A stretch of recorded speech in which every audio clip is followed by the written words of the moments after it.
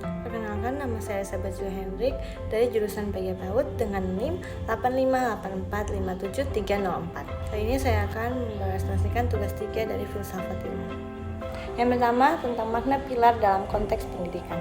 Dalam konteks pendidikan adalah dasar, landasan, atau tiang penyangga utama yang memperkuat dan menopang seluruh proses pendidikan. Seperti pilar pada sebuah bangunan yang berfungsi menjaga bangunan tetap kokoh, pilar berpendidikan berfungsi sebagai unsur penting yang menjadi fondasi agar tujuan pendidikan dapat tercapai dengan baik.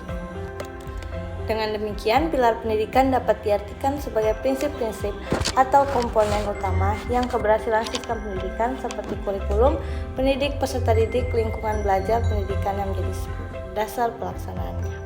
Kemudian, prinsip dasar pendidikan menurut Ki Hajar Dewantara. Ki Hajar Dewantara merumuskan 3 prinsip pendidikan yang sangat terkenal, yaitu Ing Ngarso Sung Tulodo, yang kedua Ing Madya Mangun Karso, dan yang ketiga Tuturi Handayani. Yang pertama ada Ing Ngarso Sung Tulodo, yang artinya di depan memberi teladan. Seorang guru atau pendidik harus menjadi contoh yang baik bagi peserta didik dalam sikap, perilaku, dan tindakan sehari-hari. Dan yang kedua tentang Ing Madya Mangun Karso, yang artinya di tengah membangun semangat dan kemauan. Guru berada di tengah peserta didik untuk membimbing, motivasi, dan menciptakan suasana belajar yang aktif serta menyenangkan. Lalu yang ketiga, Tuturi Handayani. Artinya, di belakang memberi dorongan dan dukungan.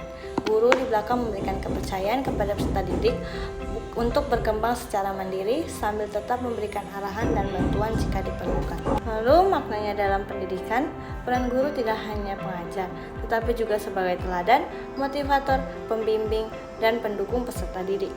Dengan menerapkan prinsip ini, proses pendidikan dapat membantu anak berkembang secara optimal sesuai dengan potensi yang dimilikinya. Kemudian, analisis relevansi dan tantangan penerapan prinsip Ki Hajar Dewantara di dalam era digital. 3 prinsip Ki Hajar Dewantara, yaitu Ing Ngarso Sung Tulodo, Ing Madya Mangun Karso, dan Tuturi Handayani masih sangat relevan di dalam era digital. Meskipun teknologi telah mengubah cara belajar dan mengajar, nilai-nilai dasar pendidikan, lalu motivasi dan pendampingan tetap menjadi landasan penting dalam pembelajaran. Ngarso Sung Tulodo, yang dimana di depan memberi teladan.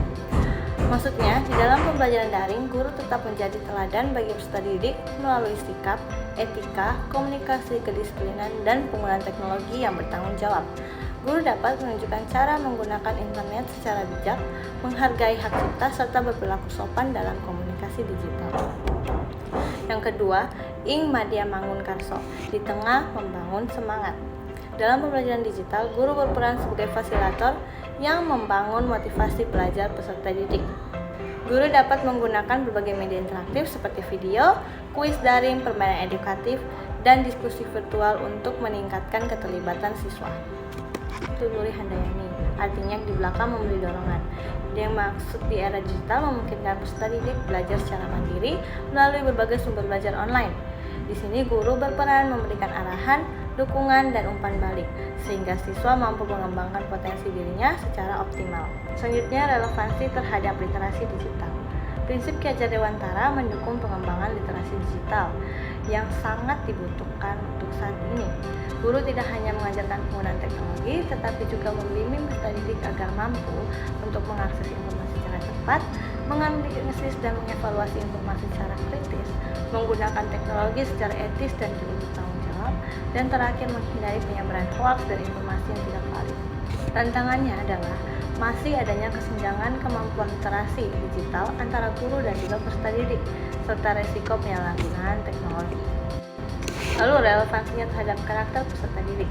Karena pendidikan karakter tetap menjadi tujuan utama pendidikan digital, nilai-nilai seperti disiplin, tanggung jawab, kejujuran, kerjasama, dan rasa hormat dapat ditanamkan melalui penerapan prinsip Ki Hajar Dewantara dalam berbagai aktivitas pembelajaran. Namun, peserta didik menghadapi tantangan berupa kecanduan gawai dan juga media sosial, menurunnya interaksi sosial secara langsung, paparan konten negatif yang dapat mempengaruhi pengembangan karakter.